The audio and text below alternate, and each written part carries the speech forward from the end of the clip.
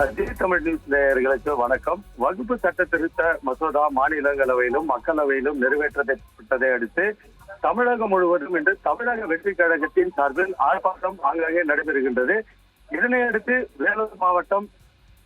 வேலூர் மாவட்ட தமிழக வெற்றி கழகத்தின் சார்பில் வேலூர் மாநகர் அண்ணா கலையரங்கம் அருகே மத்திய அரசுக்கு எதிராக கண்டன ஆர்ப்பாட்டம் இன்று மாலை 3 மணி அளவில் தமிழக வெற்றி கழகத்தின் சார்பில் ஆர்ப்பாட்டம் நடைபெறுகின்றது.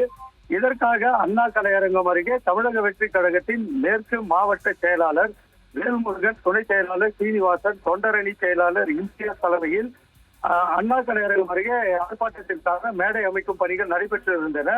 இதனையடுத்து இங்கே ஆர்ப்பாட்டத்திற்கு மட்டும்தான் அனுமதி அளிக்கப்பட்டுள்ளது. மேடை அமைப்பதற்கு அனுமதி அளிக்கப்படவில்லை என வேலூர் வடக்கு காவல்துறையினர் ஸ்டேஜ் போட, அதாவது அந்த மேடை அமைப்பதை தடுத்து நிறுத்தி ஸ்டேஜை உடனடியாக பணியாளர்களை வைத்து அப்புறப்படுத்தினர்.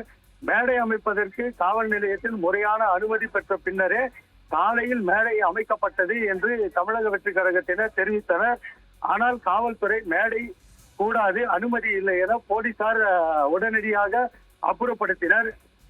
இதன் தொடர்ச்சியாக அங்கிருந்த தமிழக வெற்றி கழகத்தினர் ஆளும் கட்சியின் தூண்டுதலின் பேரில் தான் நாங்கள் நடத்தும் போராட்டத்திற்கு நீங்கள் அனுமதி அளிக்க மறுக்கின்றீர்கள், முறையாக நாங்கள் அனுமதி பெற்றோம் என போலீசாருடன் கடும் வாக்குவாதத்தில் ஈடுபட்டனர். இதனால் அப்பகுதியில் பரபரப்பான சூழ்நிலை காணப்பட்டது.